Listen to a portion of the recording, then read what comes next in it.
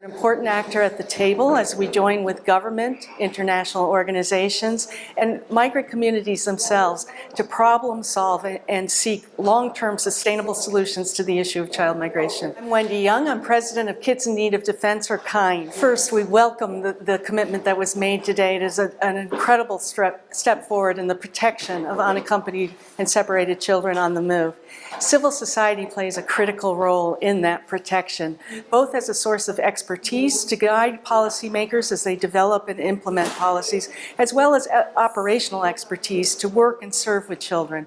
And this is civil society at all levels, community-based, regional, international. We are an important actor at the table as we join with government, international organizations, and migrant communities themselves to problem solve and seek long-term sustainable solutions to the issue of child migration.